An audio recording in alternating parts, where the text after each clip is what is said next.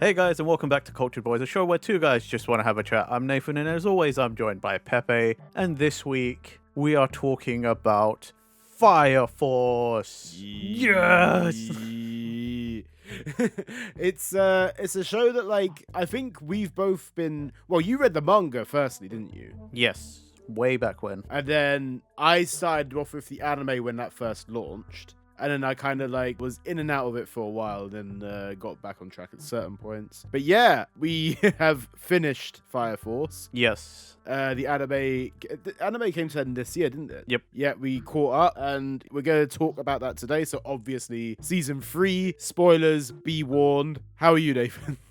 I'm great, thank you. I just want to extend that to not just season 3. Yeah. If you've not experienced this for whatever reason, and you might want to, Yeah. just spoilers ahead for the whole thing. We're going to talk about it all, so be warned. Yes. But yeah, I'm good, man. I'm good. How you doing? Yeah. It's been a crazy couple days because I realized what the episode was about 3-4 days ago, and obviously I hadn't watched any of season 3, so they got to a point where I was like trying to balance the last edit for the episode and watch all these, and I was like, there's one point I was like, I hope there's a lot of late nights watching Fire Force, let's put it that way. But no, finished it, and I'm ready to talk this series. It's okay, mate. I realized last weekend, so I've spent all week watching from season 1 all the way to the end. I finished yesterday. Oh, you watched from season 1? Jeez, okay, right. Yes, I watched it all. I finished last night at like stupid o'clock because I was, yeah. That's one thing I kind of regret about where I am right now, is because obviously I watched season 1 and 2. I remember really enjoying it, but I cannot remember a lot. So my memory is a bit like shaky in these kind of moments. So I do apologize in advance for it. Season 3, however, started again. I've watched all of it in such a short amount of time. I literally finished the last episode about less than half an hour ago. So yeah. Hey, okay. Well, that's good. That bit's fresh in my mind. The So freshest I'm ready. in your mouth. Yeah, it really is there. But do you want to give us a little breakdown of what Fire Force is before we get further into this, Nathan? Yes. Fire Force, or Enen no Shobotai, created by Atsushi Okubo, also famous for Soul Eater, which we'll get into, I'm sure. Published by Kodansha Weekly Shonen Magazine, which is, I did not know that was a thing. Shonen Magazine, which one's that? Yeah. But yeah, Kodansha's Weekly Shonen Magazine. September 23rd, 2015 to February 22nd, 2022. 34 volumes available. Animated by David Productions, which you would probably recognize from JoJo's Bizarre Adventure and various others like Cells at Work and the Monster Hunter Stories anime. I feel like I'm probably one of the only people who watch that, but that's fine. Yeah, that's a very good point. Fire Force aired July 6th, 2019 to April 4th, 2026. 73 episodes. Tokyo is burning, and citizens are mysteriously suffering from spontaneous human combustion throughout the city. Responsible for snuffing out this inferno is the Fire Force, and Shinra is ready to join their fight. Now, as a part of Company 8, he'll use his devil's footprints to help keep the city from turning to ash. But his past and a burning secret behind the scenes could set everything ablaze. Thank you, Crunchyroll. Nice one. Right. So, Fire Force. I was just looking at, like, what is actually in Weekly Kodansha magazine, by the way? And I was like, what? Apparently, there's big stuff going to Blue Locks in it, for one. Yeah. There's loads. It's a really good equivalent to show, yeah. It's basically like all the ones that you definitely know from like big anime and stuff. Yeah. That you just sort of are like, I don't really remember where I would see that otherwise. Yeah. And then you just assume it's Shonen Jump. And then it's like, no, it's Kodansha. It's generally huge right now. Yeah, Gachi Yakuza's in there, Go-Go Loser Ranger, Hajime no Ippo. Freaking, was it Rent a Girlfriend's there, Shangri-La Frontier. There's loads. There's freaking loads of stuff, yeah. It's got huge series. The thing is, like, there's a reason why Kodansha is like the next biggest publisher after Shueisha. Yeah. The thing is like, I just think nobody generally pays attention to, like, I think just because Kodansha doesn't seemingly, like, advertise the manga side as much, I feel like. At least in where we are. Yeah. I mean, Jump is just such a huge franchise. You said sometimes Jump is such a massive entity in itself. Like, and there's loads of branches off of that. So Kodansha having a weekly shonen is like, oh, okay. you never hear, yeah. Well, I mean, that's the hilarious thing is that like Kodansha had Fire Force. Kodansha was also Initial D. Yeah. It's like... And I think MF Ghost, and I think the new one, Subaru and Subaru. I always had another one as well. That's bad. Yeah, I did some research on that. That's a different thing. Tangent. That's good. But we are here to talk about Fire Force. Again, I did try and remember a lot of the stuff. And I think a lot of it I got reminded from this. There's certain bits in the story where there's loads of gaps in my memory. I remember key arcs, and I remember like when the characters come through, I'm like, oh, I remember this character when they did this. I remember. Yeah. So I remember most of it, but it's been a hot minute since I watched Fire Force. I realized I also hadn't watched the last 2 episodes of season 2. But at that point, like where I ended, it was like just after they got out of the Nether. Oh, okay, yeah. So it was like kind of like, so it was like the post arc stuff where they're like, oh, we started when they start training with Benimaru. Yeah. Is it Benimaru? It is Benimaru, isn't it? Yeah, Benimaru Shinmon. Yeah, I was about to say, because it really sounds like a Bleach. Yeah, it is it's Renji's Bankai, isn't it? It's Renji's sword. Benimaru, yeah. Yeah. So when I said it, I was like, that doesn't sound right, even though, like, because I obviously watched this, but I never vocalized. We've never really talked about Fire Force that in depth either. Not heavily, no. And if I have talked about it with anyone, I usually talk about it over text. So vocalizing a lot of these names is going to sound quite weird to me as well. It's a very strange concept, but yeah. It's because back when I was into it, only the manga existed. And I remember telling everyone about Fire Force, like, hey, yo, I read this thing, it's so good. And like, I kept trying to get people to get into it, but it's just one of those where, like, if someone doesn't try it, they don't try it. And it's like, it's whatever, innit? Yeah. But like, I'm just glad that it got its flowers because, it's so good. It was so good. Brilliantly animated anime. There's loads of great story that came through. There's a lot of stuff I want to talk about in season 3 though, because a lot of it I had my ups and downs with it anyway. There's a lot of things I loved in season 1 and even season 2, which kind of felt like there was it didn't feel like a same-ish style in season 3, but I'll talk about that in a bit. Let's face it, season 3 like goes off the rails because of story, like what is actually happening. Oh, yeah. So like I kind of understand why you feel that way, but I'm so glad the anime is the way I finish this. I feel like I'd be confused as hell if I read the manga. Yeah, I felt like that when I was when I read Attack on Titan. There was certain points of it which I was just like, this has lost me right now. And I think there's certain things where like stupid brain is like, I need to watch the anime. I just like have someone literally just tell me this. I can't get through it just by reading right now. There's so many words right now. I'm like, what?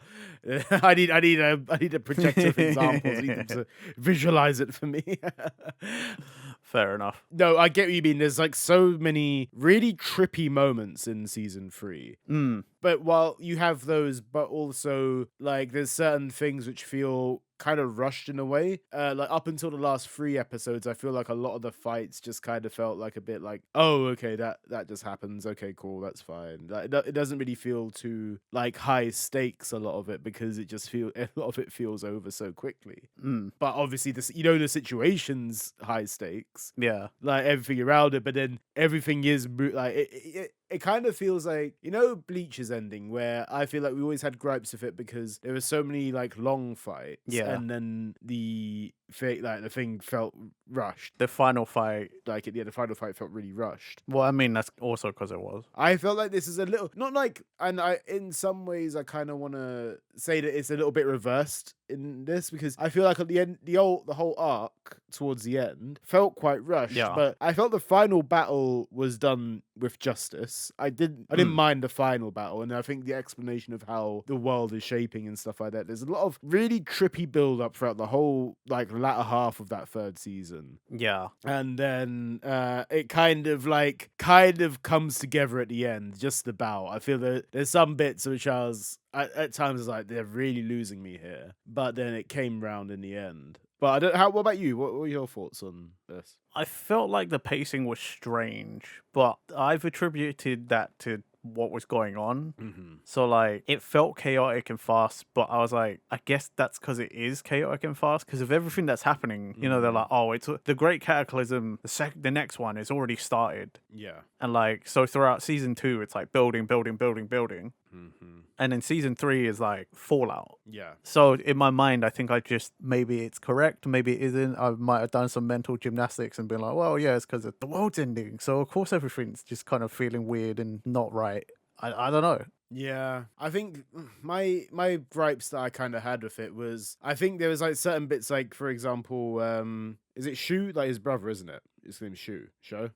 Sure. It's Shu. Who the fuck Shu? Shu, Shu, the other little guy that was hanging out with Shu, I don't know. Who the fuck is Shu? Who the fuck is Shu?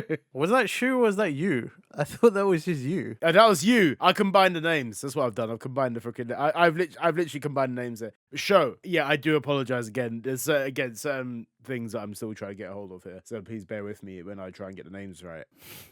Show. Like I feel like there was such a point in season 2 where it was like kind of like he was so kind of like he was kind of with going with Shinra, but then there was like the kind of conflict there. But I feel like his switch over to joining Shinra felt quite, oh, okay, he just does it kind of straight away. He doesn't need much persuading. He's like, I need to talk to Shinra myself. And then just goes, sees Shinra and is like, hey, Shinra, there he go. And it's like, it's completely on board with him. With barely like, I mean, yeah, he does his own research and stuff like that. And he finds out a bit more about himself and his backstory. Yeah. All still feels a little bit like, okay, that felt a bit too quick for my liking. No, I get that. Yeah. It did feel kind of like, oh, you're supposed to just believe. Yeah. Or think that off screen he's just been ruminating about it the whole time. You know, he's like, are we the good guys? What about my brother though? Yeah. Because like there's like random scenes here and there where he's just like, you know, like sitting there like sulking like, oh, my brother. Yeah.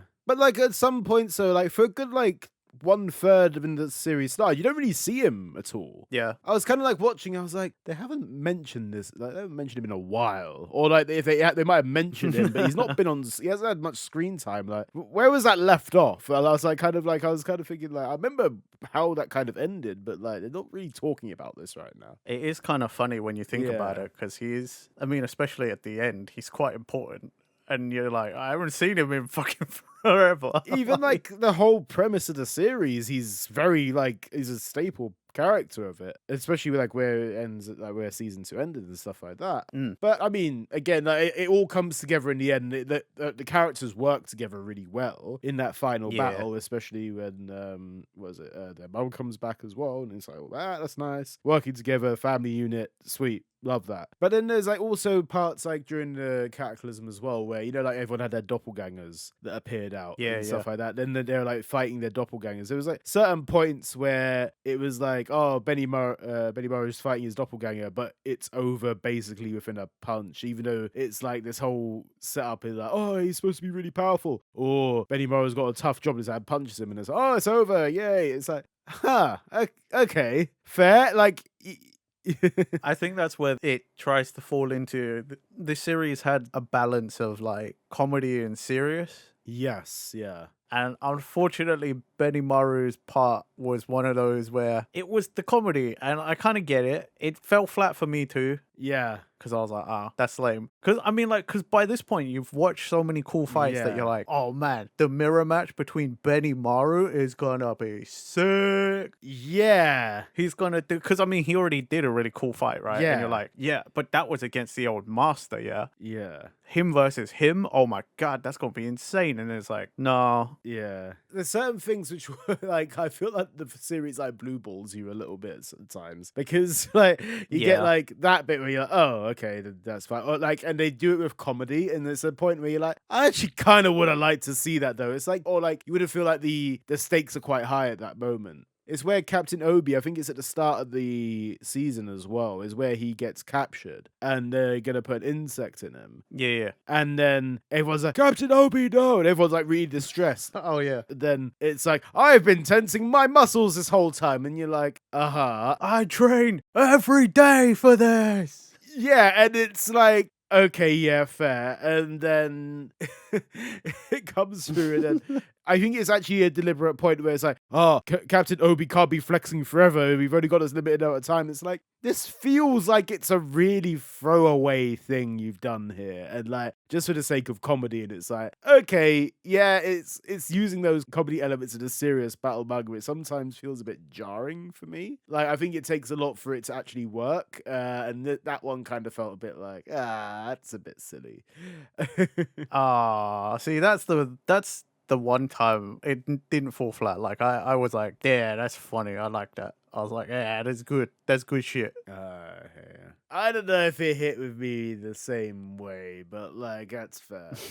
That's so funny because I would have thought like normally I feel like that would be your kind of thing, and I'd be the one that's just like, eh. I tell you what I kind of feel with it, right? I find that when I get a battle series like this, I expect my plot points in my fights to be grounded within like quite dramatic, like high tension things. Mm-hmm. So when a high tension scenario becomes comedy and I don't expect it from that series, that's when I'm a little bit like, forgive me for that. And this is the one thing I feel like there's a lot of stuff in Fire Force which it does its comedic timing quite well, or I can accept it, but that one for me felt a bit of an anticlimax there. But then you also got Captain Obi getting attacked in that final battle, and then the resuscitation thing, all the comedy bits that come through in that I thought were like, they got a small chuckle out of me. I did quite enjoy that. Fair.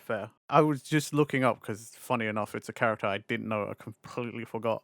Back on Disappointing, the Kurono fight in the Doppelgangers. Yes, yeah. That was also another Blue Balls moment because you're like, oh, dude, that's going to be a cool fight, him versus him. And then it's like, it's kind of lame. I really liked Kurono as a villain. I feel like he was he is kind of a villain. He's kind of like that kind of thing, isn't he? He's I would say at best anti-hero. Yeah. It kind of felt like he was a villain in season 2 and more an anti-hero in this season, I feel like. It kind of, yeah. Yeah, I'd say anti-hero at best because it's like, it's not exactly doing the right thing for righteous reasons. Yeah. He's doing it because he's getting paid. Yeah. In that sense, it's like, well, I mean, yeah, it's the same with like any anti-hero, you know, like Deadpool and whatever, like those kind of characters, they just do it because they're getting paid or because they feel like it at that one moment in time, not because they actually are like... It's always a self-righteous moment. It's never it's never for the greater good. It's for like I want to do this for me, basically. I mean, literally, yeah, one of the big pillar fights, he was like, I need that summer bonus. Yeah, everything. That was like, okay, cool, I get it. You're getting paid. Okay, you can stop saying it now.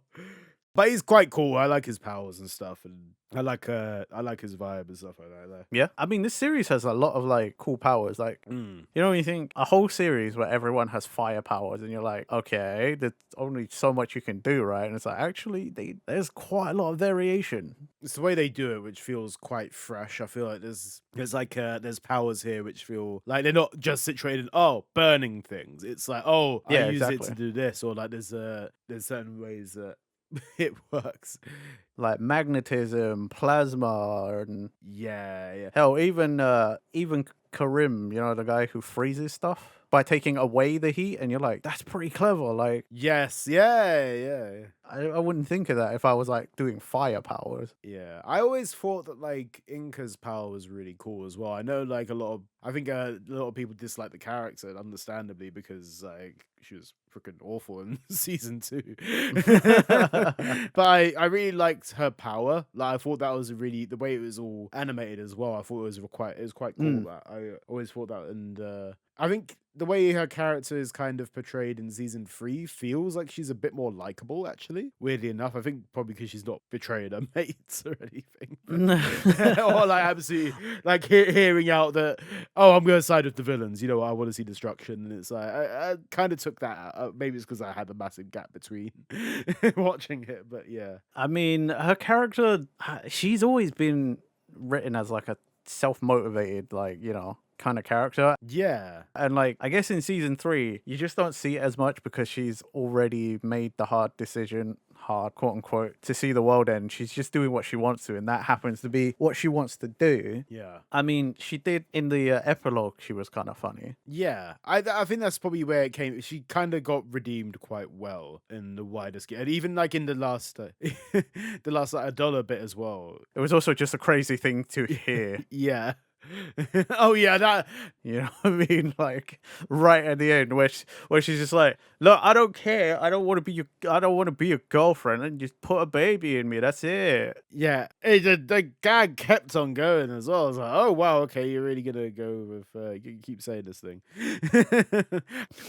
Right. And I think because I watched the dub as well, it was literally like, yeah, I also watched the dub, so it's like, oh okay, yeah, I can't even escape the awkwardness of this. Great, thanks. I feel like I watched the sub for a lot of Fire Force, and then because of ease of like getting through it in a few days, I was watching the dub, and there's a lot of the voice acting choices which I was like, okay, I don't know if I would have pinned you down as that kind of voice. I think there's like certain Okay, interesting. For example, Joker, I feel like was one of them. I feel like it was I thought his voice didn't seem as like intimidating as he was like in Japanese. Interesting. Okay. Benny Maru, I felt like that voice was a bit of a Yeah, Benny Maru, I've always felt was a bit. Yeah. Like in comparison to the Japanese voice cast, I feel like I think that is that is a really stellar performance, and those are like really believable voice. Like not believable. It's not that it wasn't believable. That feels a bit harsh, but like I think when you have such talented, look,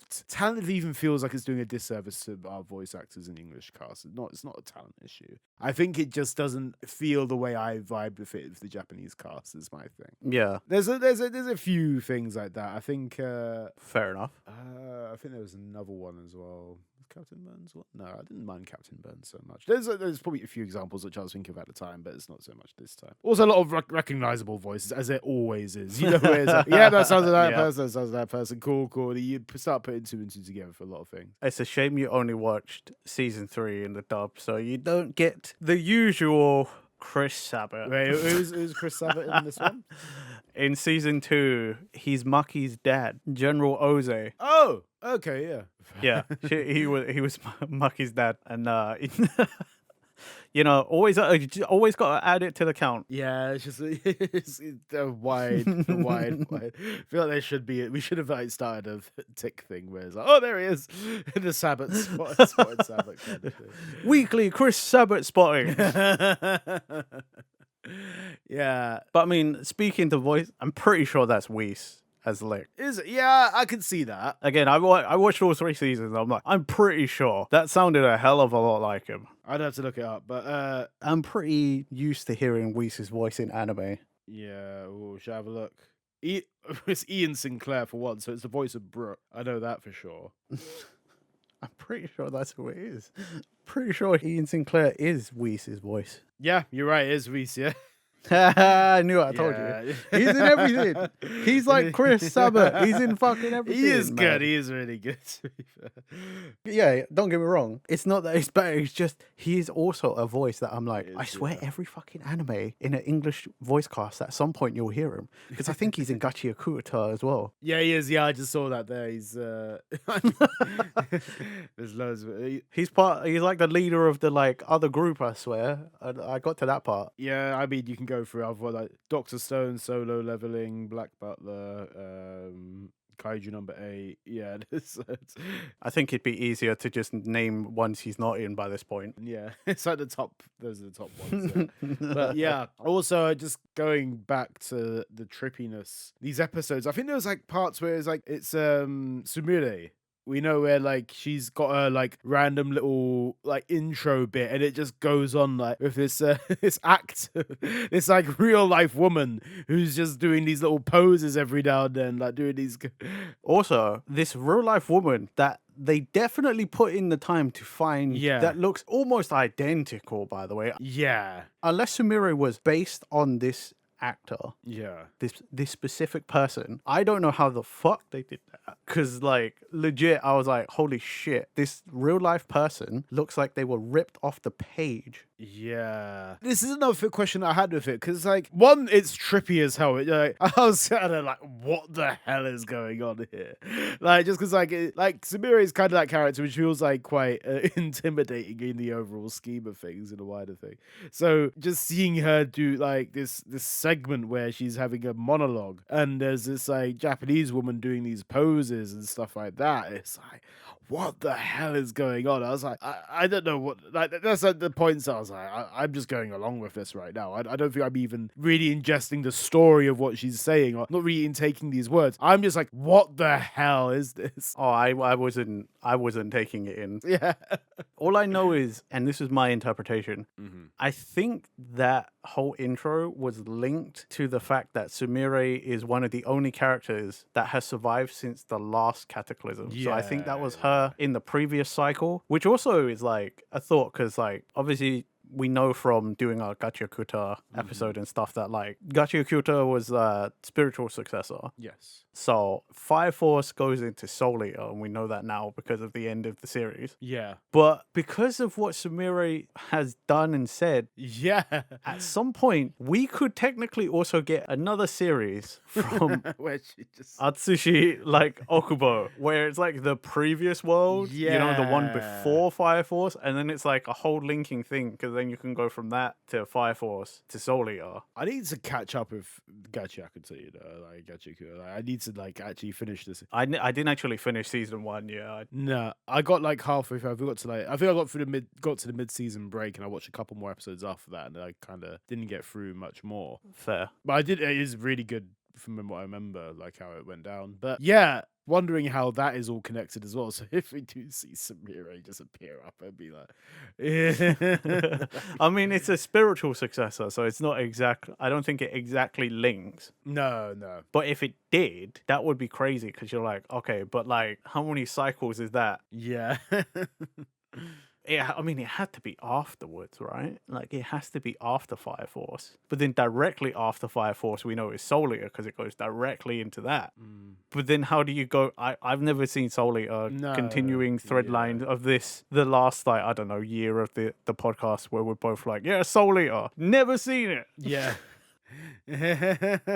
Yeah, and it's also like one of the hardest things to try and track down in terms of streaming as well. So it's Well, I mean, that's the speculation online, and the hope online is that now that this is finished and this has shown people, it links directly into another thing that already exists, but it's hard to get. Lots of people are hoping that it leads to, because, you know, we've also got all these remakes that have been happening. Yes. So people have been hoping that this leads to a remake of Soul Eater, which would be great for us as people who have never seen it but are interested, because then it's just a new way to get into this thing, right? I mean, sure, yeah. I mean, I think if there's any chance of like getting some, like, yes, you're right. If there's a demand for it, I feel like it could be opportunity. Like, it might be on Crunchyroll, or it could even be a Netflix thing, wherever it may be. Yeah. I feel like there's got to be a chance, though, right? Yeah, I think now more than ever, right? Yeah, it feels like it's either that or you just keep on giving more Gachiakuta.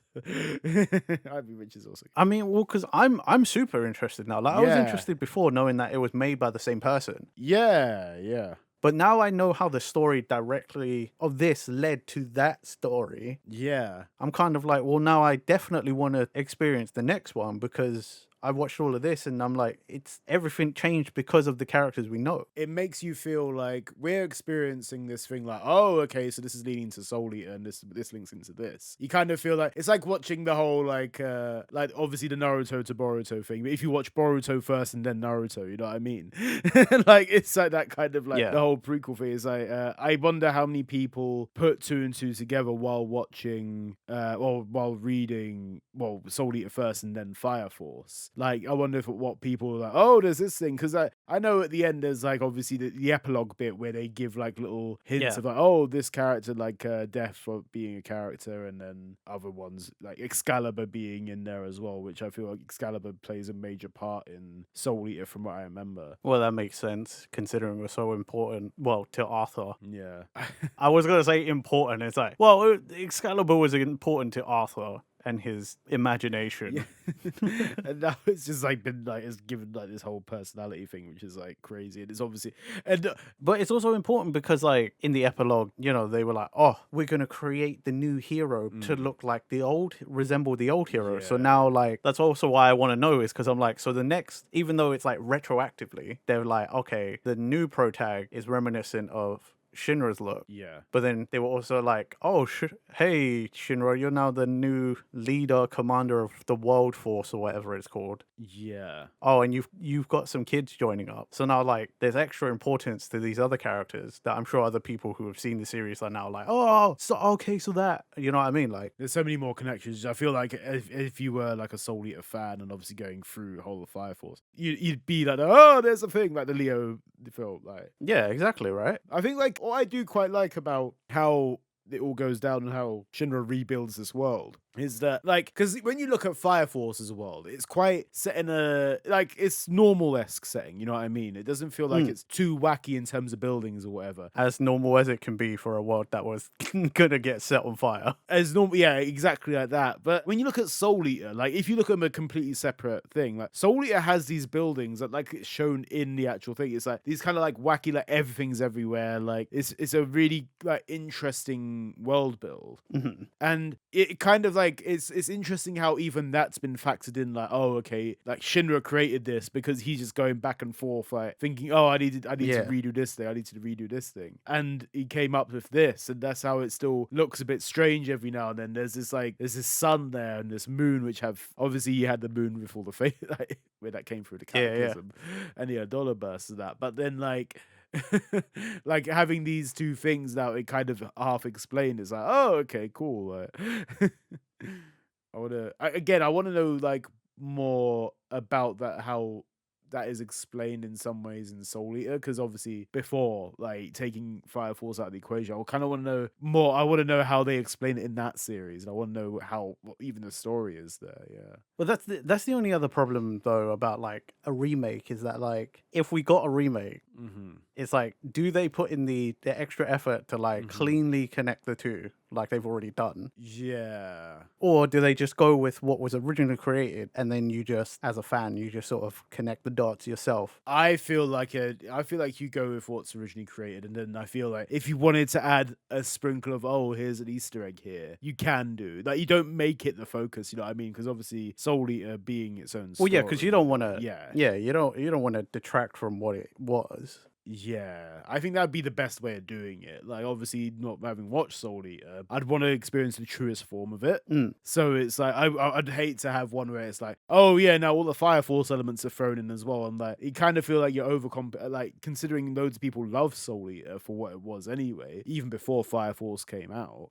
I feel like you'd want to experience what they, as a viewer, I'd want to experience what those original Soul Eater fans experience as well in the truest way. So I don't think I'd want as much as cool as it is that the worlds are interlinked. I'd rather have like the authentic original experience, in my opinion. Same.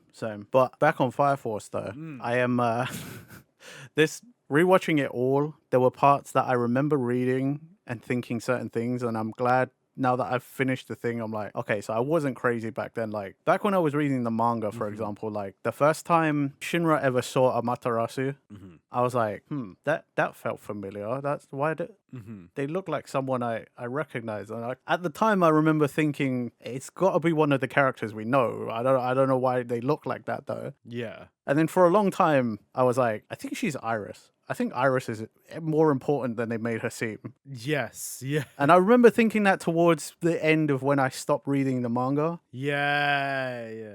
Because when I stopped reading the manga, it was around the China expedition. Right, okay, yeah. So I think partway through season 2. But I remember around then that I was like, I think Iris is important. There's something about, there's more to her than they're seemingly letting on. I'm like, there's something about it. And I was like, it's got something to do with this person Shinra keeps seeing, for sure. Yeah, you don't really put two and two together at those points in time, really. And then I guess when you go back through the series, you kind of start making those little connections. Like, oh, okay, this makes sense now. Like, oh, I get this. Like, I mean, the one weird thing about all the doppelganger thing was like, I felt like it's very, very serendipitous and very like protag powers for it to be revealed that, you know, Shinra and Sho, their mum was just that important. Yes. She's the doppelganger of the evangelist, like the big bad, and their regular mom is the doppelganger of this big thing from the other one, and you're like, huh, okay, so like, especially when you know that episode you were talking about, Sho doing all his research and shit. When they were like virgin birth, I'm like, the fuck, they're putting in a lot of effort to make Shinra come across like very savior. Yes, right now, you know what I mean? Really Like, is. A whole like Naruto-esque story where it's like, oh, the devil child or the outcast made to be like, oh, okay, now I'm going like, oh. The thing is like even worse than Naruto, because you know Naruto is like, okay, well, you know, lots of things coincided on his birth, but this feels like even more of a stretch, you know. At least Naruto was like, okay, well, he's the son of the fourth Hokage and stuff, you know, and like stuff happens. He was already going to be an important kid regardless, right? Because of where his family was. Yeah. But this just like out of nowhere, his mum was just like a regular person up until like a point. I think that's another thing that I was kind of like touching on a little bit earlier, I was trying to mention earlier, is that like I feel like the way Fire Force starts out, it made it feel like, oh, the whole combustion thing could happen to anyone, and you feel like it happens to Shinra, it just happens, you know what I mean? Yeah. And then he's dealing with it and he grows up like this kind of thing, and then like, and I feel like it's a lot more grounded at those points. I feel like season 1 feels quite grounded, and within retrospect, bear in mind. Yeah. And then obviously season 2, you're getting more about this Amaterasu stuff, and like there's a lot of other thing about the Evangelists here, the White Clan, like everything. You're getting a bit more like, oh, okay. And then season 3 just takes that step of like, what? What do you mean? That's because by season 3 they're like, cool, the seal's gone. You know, we've opened the Pandora's box, and you can't, once you open it, you can't shovel that shit back in. I feel like there's certain things, you know, like where One Piece is right now in the story. It's so far different to where that's. Yeah, it is kind of reminiscent of that. Yeah. Because where we ended up with Fire Force, you know, where it's just all this like, they have gone beyond the realm of mortals. Yeah, they're gods. That it's all god stuff. Yeah, it's like you started off with like, oh, people spontaneous combustion. What's going up here? Well, I mean, Shinra was a literal god. Like, you know what I mean? Like, that form of his is like incredibly like overpowered. They even say it is Bansho Shinra. Yeah. Everything about it like feels like, oh, okay, yeah, he's just got these mad powers now. And he just is unbeaten. He looked mega cool though. Yeah, I mean, it's like it's a good way of like playing into that whole thing where it's like the devil thing, like, and now he actually is like, he's looking all devil like, and he's got these cool, everything's there. Yeah. Kind of like annoyed that form kind of got spoiled in the opening as well, by the way. Oh, I never paid attention to it, so I actually didn't. They show that form in the opening, like in the last one. So it's like halfway through the series, and then I'm watching it, and it's like, oh, he's got a new form. Then it's not even like it's hinted with a silhouette or anything. It's just right there. Okay, cool. Like, I skipped the intro like every time, and I was also not paying attention. Yeah, because I was marathoning it. Yeah. I literally got into the mindset of like, yeah, okay, wait for the skip right into the episode. Yeah. I always get like a little bit of like a fear of doing the skip button sometimes. Not so much on openings, but more on endings, because like some streaming platforms have the habit of skipping the outro and then also skipping like an extra scene at the end as well. I found Crunchyroll is pretty good about that. Yeah, I think they've probably gotten better at it. Yeah, I think they've put in more time to get better at that. Yeah, because I don't think I've skipped really any like end sequences on. I know this is on a bunch of different anime that I've watched on Crunchyroll as well. I don't think I've skipped any like post credit scenes or anything. Yeah. They probably have gotten better at it, to be fair. I think I don't know. There's probably just been some kind of like trauma response from that. Because like then it'd be like, because you know, like when like it skips the end, like you see where the credits are rolling, and you're like, there's still 5 minutes left of this episode, so clearly there's something else that's here. Yeah. But they're like, oh, okay, no, just skip to the next episode. It's like, no, that's not what I wanted. No, it's just 5 minutes of credits. You know what I mean? It's just that many people worked on it. But the thing is, you don't really get that in this anime anyway. From what I've seen from all the episodes, I think you didn't really have many post-credit scenes, if anything, because they'd either include the credits within the episode itself or like... There were barely any of those, like, Juju strolls, those, like... Yeah. Gag kind of, like, things at the end. Yeah. That some anime have. Yeah. It didn't really have any of those. They sort of... Funny enough, sometimes they just made that, like, part of an episode. Yeah. Like, you got, like, the main episode, and then all of a sudden you just got this random tangent bit, which is an interesting choice in a way. It was like a really mad episode that I remember watching it, I was like, this feels mad. Was the Arthur episode, the one where he goes hunting for new stuff to build? The orichalcum. The orichalcum thing. The orichalcumalos. I did. I've comedy moments I feel did hit. I think that was a really good one where they set up this whole thing where it's like, hey, look, we're just leading back to the supply store, it'll be fine. And then he's like, I no, I understand it. We've got to go down to the Nether. And they're like, what? And then down there, his family are down there, and they're like, hey, son, it's nice to see you. And then they're like, he talks to him for a bit, and he's so nonchalant about it. And he's like, hey, here's his head to a rocket. And he's like, oh, cool, space material. It's like, no, it's a head to a rocket. It's just rocket material. You got that now. And then they just fuck off again. They're just like, hey, as I see you, son, we're off again.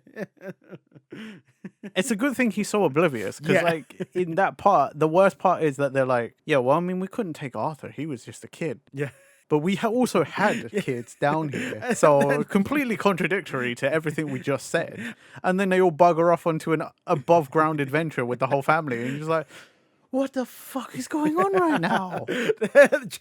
I mean, if Arthur's going to come from any kind of family, it makes sense of that. And it's so nuts. The fact that they start like offloading stuff about the evangelist, like his mum just like, oh yeah, by the way, this is. And then they're like, how do you know that? And it's like, yeah, okay. You just... Oh, it's just my husband's overactive imagination. You know what, actually, the worst climax of it all is after Arthur beats Dragon. Yes. And then his family are standing there above ground, and his dad goes, I understand now. I wasn't seeing the future of the world. I was seeing Arthur's future. And you're like, you motherfucker, you have no right to say shit. You fucking just bounced from your delusions and then fucked off forever. So he raised himself. Like, no wonder why he's an idiot. Yeah. Right? And then you're like, oh yeah, I saw his future this whole time. Isn't that crazy? He's like, no, fuck you. Get out of here. Yeah, you kind of like... It's just ridiculous.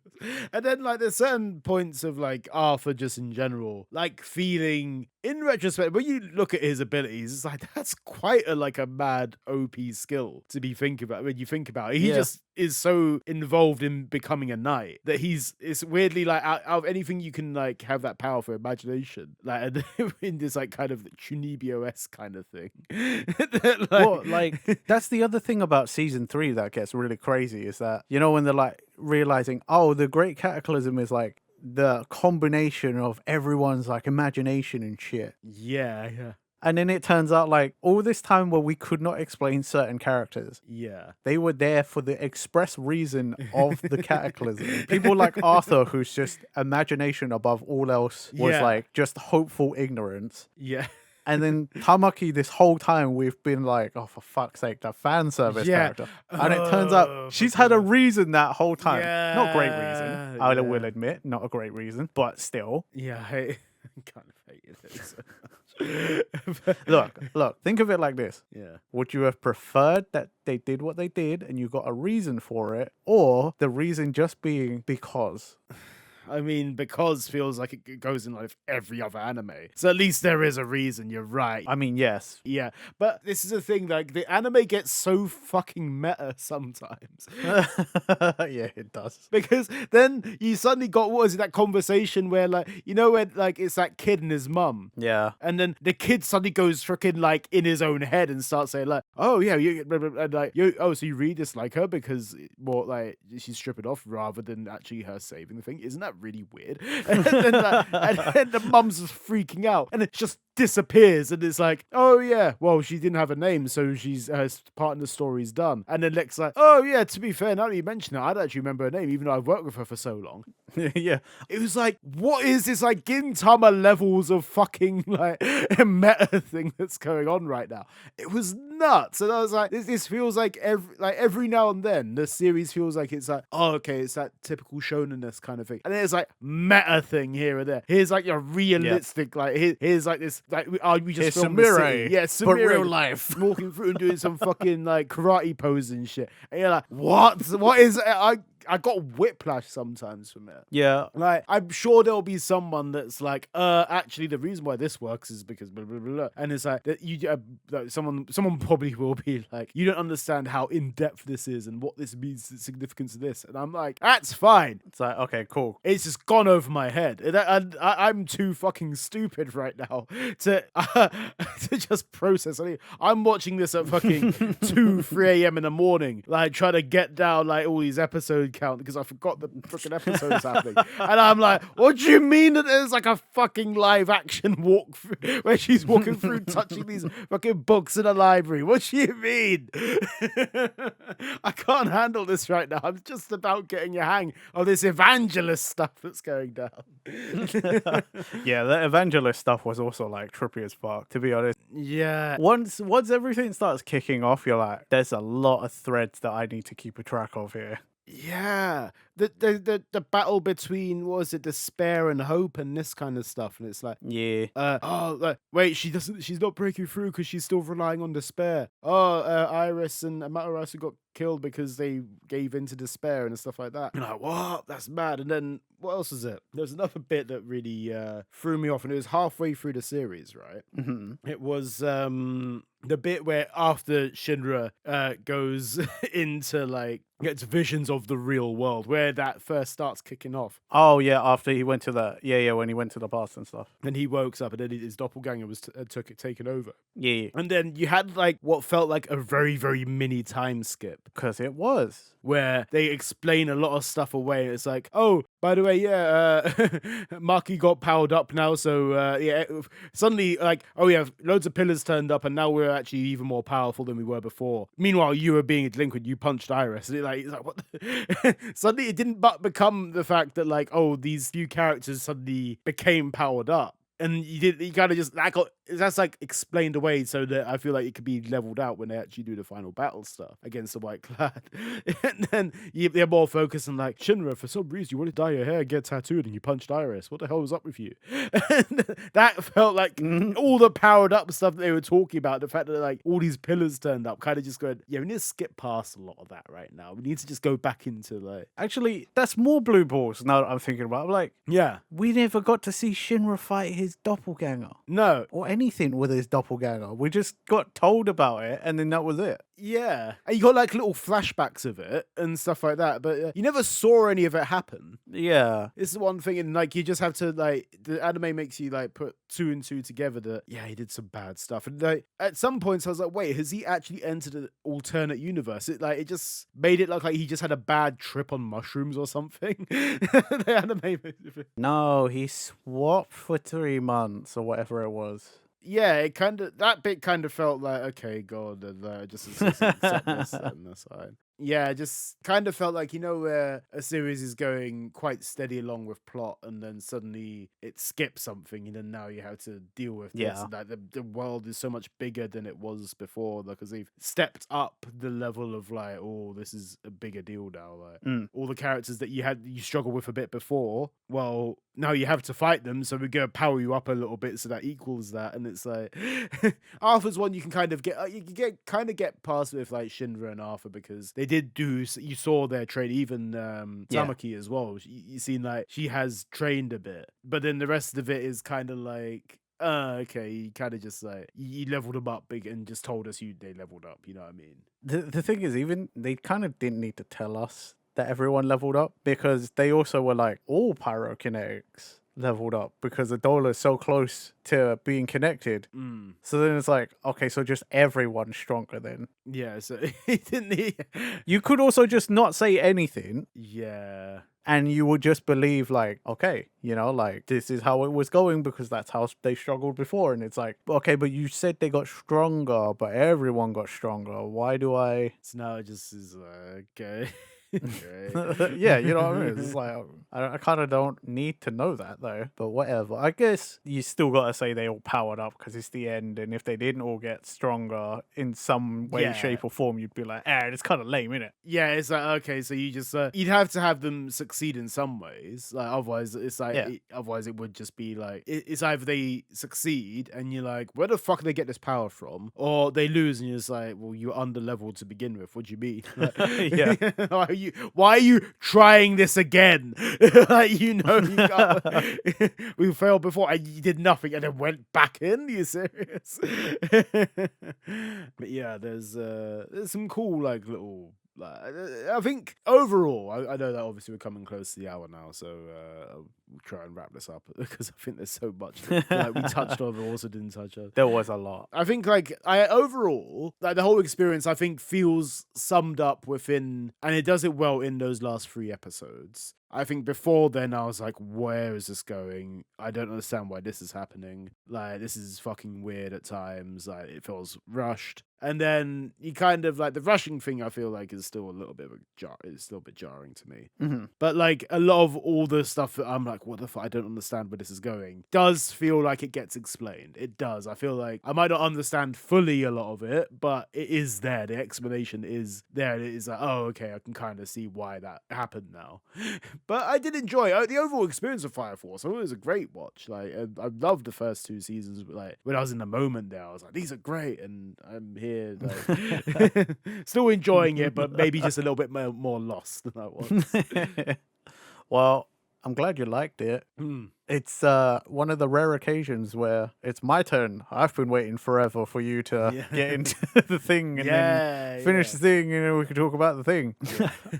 I'm glad I finally got to finish it. Mm-hmm. Again, I stopped reading the manga for reasons, which was sad. Mm-hmm. I didn't know where I left off, so I just never went back to it. Yeah.